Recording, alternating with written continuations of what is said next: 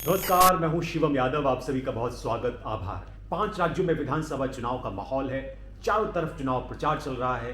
ऐसे में बहुत जरूरी है कि हम आंकड़ों के जरिए ये समझने की कोशिश करें कि किस राज्य में कौन जीत रहा है। आज इस कड़ी में हम राजस्थान में समझने की कोशिश करेंगे कि राजस्थान की 200 सीटों का असली गणित क्या है। कौन होगा यहां का किंग, कौन मुख्यमंत्री बनेगा और किस करवट ऊंट बैठेगा। राजस्थान में राजनीतिक दलों का जो फोकस है वो हर एक सीट पे रहता है, आप किसी को छोड़ नहीं सकते। लेकिन प्रदेश में सत्ता पलटने के लिए 200 में से 119 सीटें चाहिए।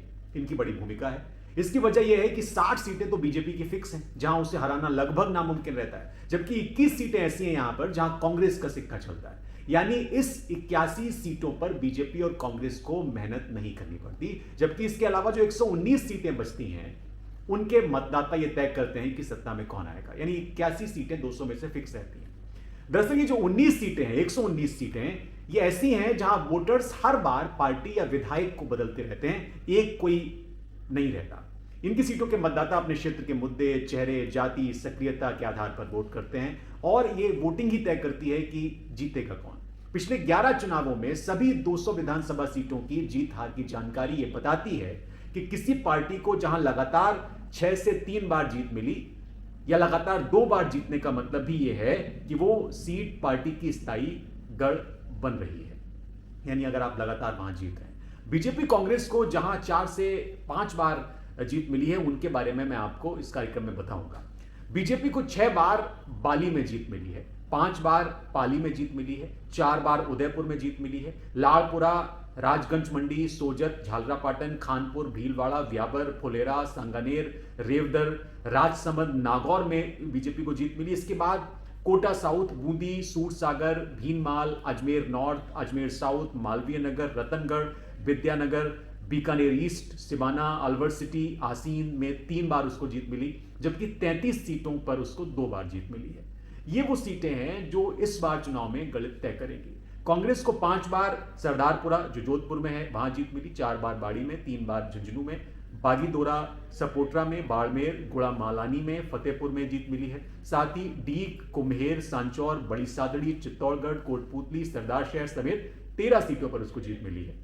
यानी ये जो मैंने सीटें आपको बताई, यहां पर एक पार्टी की मोनोपोली बढ़ रही है।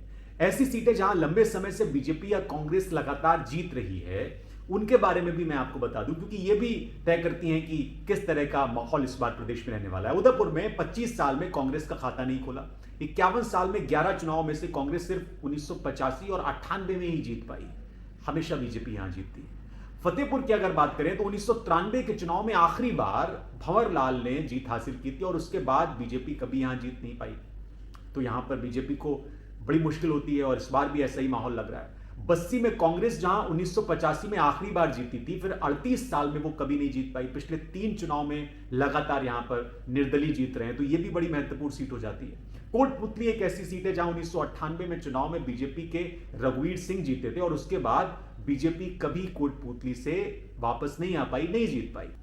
अब अगर सांगानेर की बात करें तो सांगानेर में 1998 के चुनाव में कांग्रेस से आखिरी बार इंदिरा मायाराम जीती थी और उसके बाद कांग्रेस बहुत कोशिश करती रही, लेकिन कांग्रेस कभी यहां पर वापस नहीं आ पाई, कभी जीत नहीं पाई। इसी तरह से एक और सीट है रतनगढ़ की। यहां पर 1998 में कांग्रेस के जयदेव प्रसाद इंदौरिया आखिरी बार जीते थे और इसके बाद कभी भी कांग्रेस यहां पर वापस नहीं आ पाई। एक और सीट है सिवाना की। सिवाना में 1998 के विधानसभा चुनाव में कांग्रेस के गोपाराम मेघवाल जीते थे और इसके बाद कभी भी कांग्रेस का इस सीट पर खाता नहीं खुला।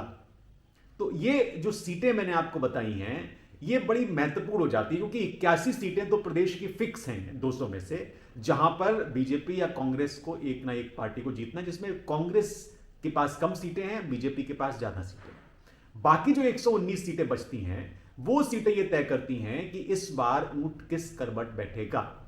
तो जो आज का चुनाव है, 2023 का चुनाव है, जो नवंबर के महीने में वोटिंग होनी है, अंदाजा आप लगा सकते हैं कि कितने कांटे की लड़ाई रहने वाली है राजस्थान में। आज के इलेक्शन एनालिसिस में इतना ही। मुझे इजाजत दीजिए और देखते रहिए the blunt media. Like, share और सब्सक्राइब जरूर करें।